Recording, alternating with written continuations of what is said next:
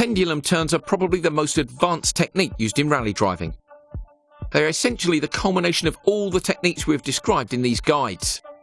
They are used specifically to prevent the car from understeering on loose surfaces when approaching sharp turns or hairpins at relatively high speed.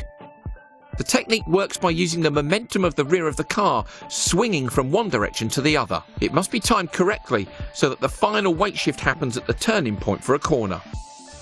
Modern rally teams put a lot of effort into reducing their car's tendency to understeer, so pendulum turns are not used as much in today's cars as they were with the classics. In order to explain the process, here are the inputs you should make and the effect it will have on the car at each point during a pendulum turn.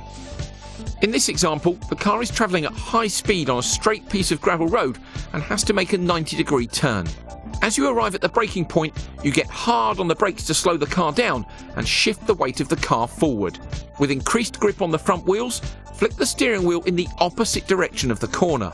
The reduced weight over the rear wheels will put the car into oversteer, with the rear of the car stepping out and the front of the car pointing away from the corner. You can now increase your throttle input, reduce your braking input and steer in the direction of the corner before modulating all three inputs. This allows you to maintain the oversteer until the point at which the car needs to turn in for the corner. It's worth noting that the lateral grip of the tyre combined with some braking input causes the car to rapidly decelerate as if braking hard in a straight line. Now release the brake pedal and feather the throttle. This will snap the car out of oversteer in the initial direction. The momentum of the weight shift of the rear of the car, coupled with the acceleration and steering input, will initiate oversteer in the direction of the corner. At the turning point, apply full throttle and move the steering wheel in the same direction as the rear of the car. This is the pendulum part. You want the car to oversteer in the direction of the corner to help eliminate understeer. Now feather the throttle as the car is switching from oversteer one way to the other. You must move the steering wheel in the same direction in order to catch the second slide.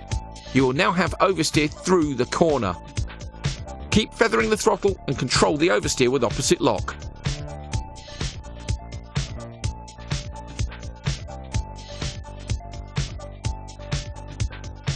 A perfect Scandinavian flick will see you hitting the apex and accelerating through the corner exit where the car is straight once more. Remember, this is an advanced technique and practice makes perfect. The advantage is that by deliberately using the momentum of the rear of the car, you can actively prevent the car from understeering into a tight corner.